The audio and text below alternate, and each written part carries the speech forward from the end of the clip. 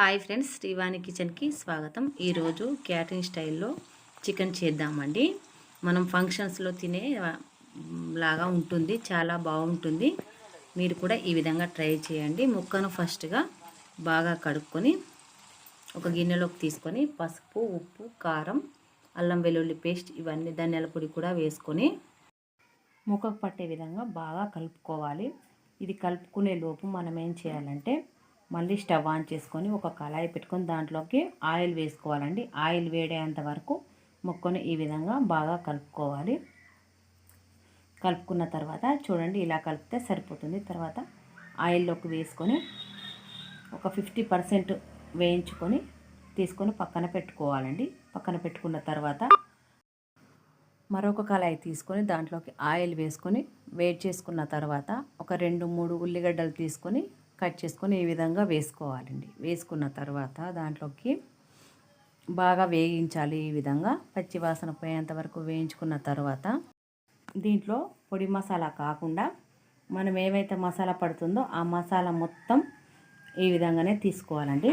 ఒక 4 లవంగాలు, 2 యాలకులు, చెక్క, ఒక 4-5 పచ్చిమిరపకాయలు ఈ విధంగా కట్ చేసుకొని వేసుకోవాలండి. వేసుకున్న తర్వాత కొంచెం వేగింది అనిపించినాక అల్లం వెల్లుల్లి పేస్ట్, కారం, పసుపు, మీరు ఇక్కడ సూపుకు సరిపడంత ఎంతైతే సరిపోతుందో మీకు అన్నీ వేసుకోవాలండి.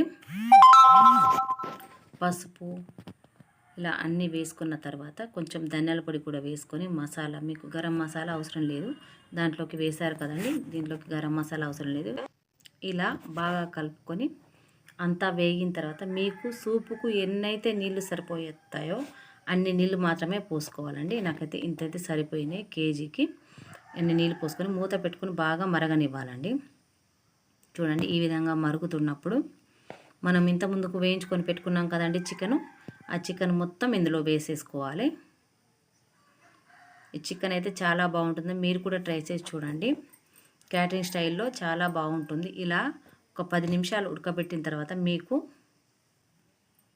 సూప్ ఎక్కువైందని అనిపిస్తే మూత తీసి ఫ్రై చేసుకోవాలండి. నాకైతే సరిపోయింది, ఫ్రై అయిపోయింది. ఇప్పుడు కొంచెం కొత్తిమీర వేసుకొని కలుపుకుంటే సరిపోతుంది. నోరు రుంచే చికెన్ రెడీ అయిపోతుంది క్యాటరింగ్ స్టైల్లో. చాలా బాగుంటుంది. మీకు ఈ ముక్కకు కాకుండా దీంట్లోకి సూప్లోకి ఉప్పు పడితే వేసుకోండి. మీకు నచ్చితే లైక్ చేయండి, షేర్ చేయండి, సబ్స్క్రైబ్.